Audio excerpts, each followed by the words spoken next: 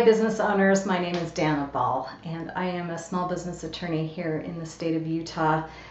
I am here just to push your buttons, I guess. I want you to face reality and I want you to think really hard about what you can change in your day-to-day to avoid a legal disaster, because there are certain things you can be doing daily that will save your butt if you end up in a legal mess. We don't want you to. So let's see what we can do. The end of the year is always a good time to reflect on the year before, right? It's a perfect opportunity to review the health of your business is how I look at it. It's like getting your yearly annual medical checkup, if you are good about doing that. I know we do it for our kids. I don't know about as adults that we're right on to do that, but for a business, it's very similar. And so at this time of year, I want you to start thinking about your New Year's resolutions or maybe promises that you are going to make for your business. And let's talk about that. So the reason it's a good idea to start thinking about it is because ignorance does not make problems or pending issues go away. I know you are the owner of a small business. I get that. I understand that you wear a million different hats. Well aware of that. Running a business is hard. It is stressful. Your obligations are extremely demanding. Compliance is crazy. It's just so difficult for you to keep up on everything while trying to grow your business and do the things that the whole point that you started this business. Sometimes you're in over your head and it's really not what you thought it would be. You're not doing the fun stuff that you thought you would be doing. You're running the business. I know a lot of specialists like dentists or even lawyers. They didn't go to school to be business owners. They ended up being business owners, but they just want to practice dentistry. They don't want to deal with the business part. So putting your hands over your ears and closing your eyes, hoping problems just go away, people just work out their issues on their own without you stepping in. I'm sorry to be the bearer of bad news. I'm frequently the bearer of bad news as the attorney. Ignorance does not make problems go away. So end of year is really an opportune moment for you to really reflect and let's see what is it that you can look at to see if your house is in order, to see what areas are concerning that you need to focus on this next year. So let's look. Here are some examples. I'm not going to be a total downer, so don't worry. Have you held your annual corporate meeting? So whether you're set up as a corporation or an LLC, both have different requirements, but it's a good idea to hold at least one meeting a year. And the crucial part of that is documenting the meeting and what transpired, what decisions were made, what was discussed, who was present, and then any actions that need to be taken. All right. Review and update your shareholders' agreement or the operating agreement. So hopefully, if you're a corporation, you have bylaws and a shareholders agreement. If you are an LLC, hopefully you have an operating agreement. End of year is a good time to review these documents. Are there any changes? The whole point is to make sure that these documents accurately reflect what is really going on with the business today. Is this how you are operating? Do the terms meet our expectations? If not, then change it. You can change these documents. They are not set in stone until you close the business.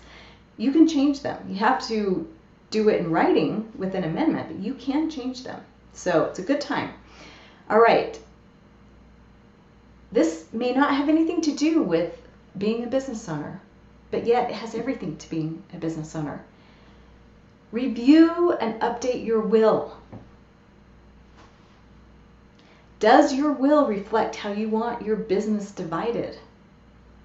Yeah, you need to be mindful of your estate planning documents. As a business owner, your estate planning is really important to incorporate in the whole business plan.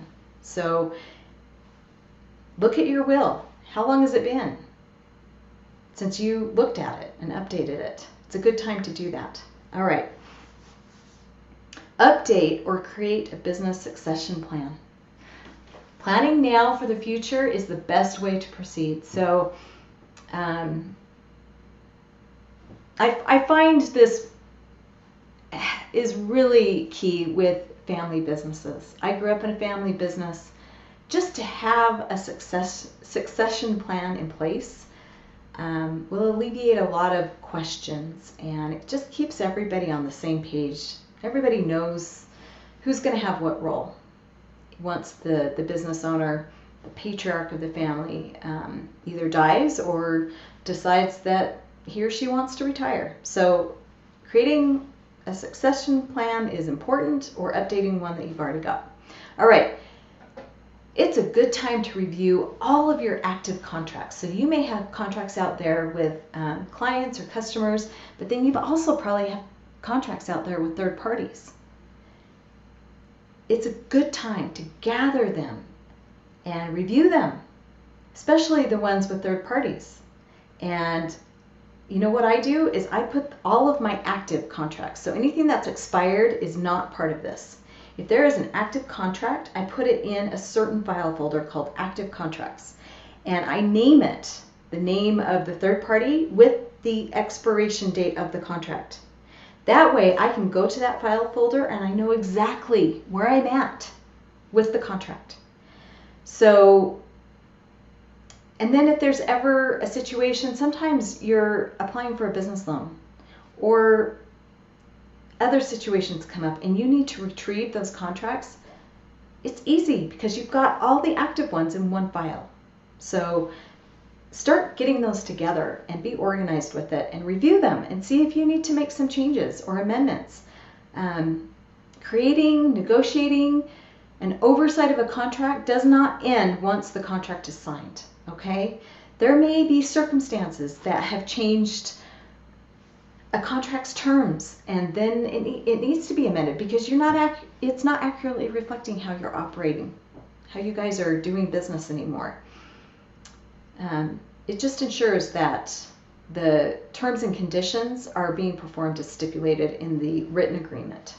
All right, finally, review and update the employee handbook and any other policies that you have. This needs to happen every year.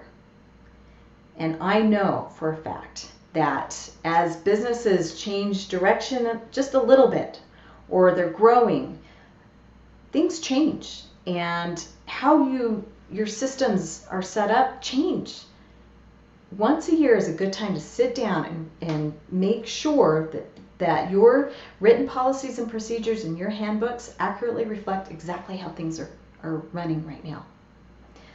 Documentation as a business owner should be your best friend because if a lawsuit happens, boy, any documentation you have that's going to be your saving grace. It truly is. People do not realize the importance of documentation in every aspect of running your business. I know it's a pain, but with technology today, there is really no excuse to setting up a system that makes it easy for you to document all the things that you need to be documenting along the way.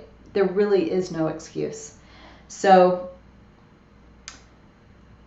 action brings results. Once you've identified challenges, then make a plan and execute. I leave one question with you. What's on your end of year action to-do list?